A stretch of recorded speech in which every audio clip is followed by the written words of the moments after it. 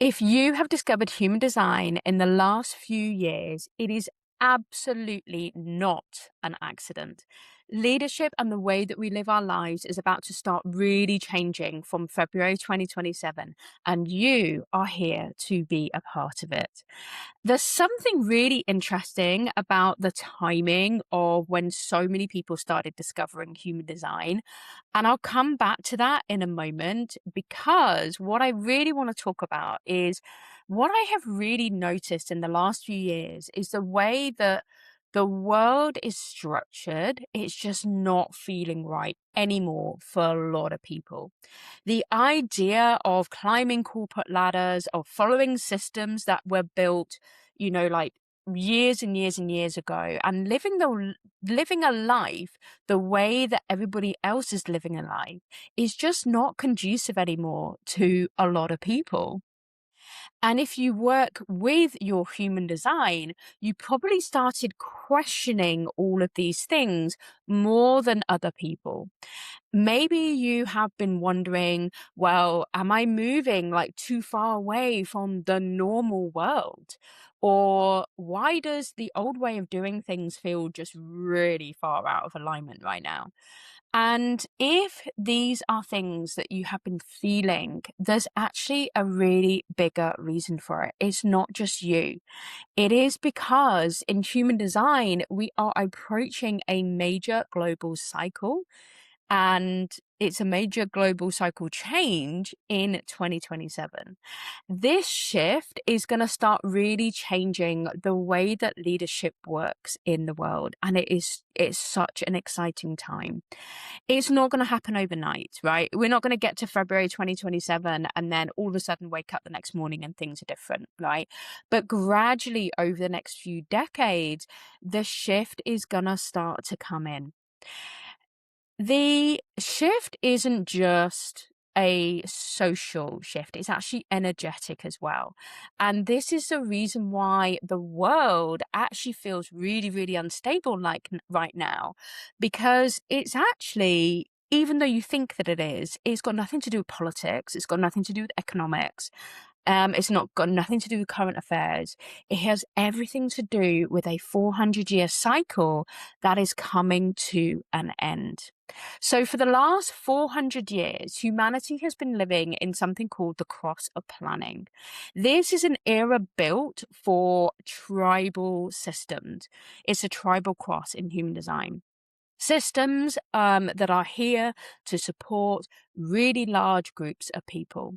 They're systems that are things like government, institutions, corporations, healthcare systems, financial systems, banking systems, for example. The idea is simple because we had such a mass growth of population. And the idea actually is that everybody plays a role in society. Everybody has a function and a role to play and a conveyor belt to be on, right? And this is what we have been raised as. But every cycle will come to completion, come to an end. And in 2027, this cycle shifts from that tribal cycle into something called the cross of the sleeping phoenix. Now, this energy is really, really different. Instead of a tribal sort of like collective system that holds everything together, the focus is now moving back into the individual person. It's moving back to individual direction, individual expression, individual empowerment, which means that the old style of leadership, the hierarchy, the diplomacy, authority, institutions, this is going to start to slowly fade away and become a lot less important over time. Leadership in the next era will come from individuals who are willing to stand fully as themselves, as their true selves. So, remember earlier when I mentioned that the timing of how people have discovered human design recently is not an accident? Something interesting really started happening around 2020.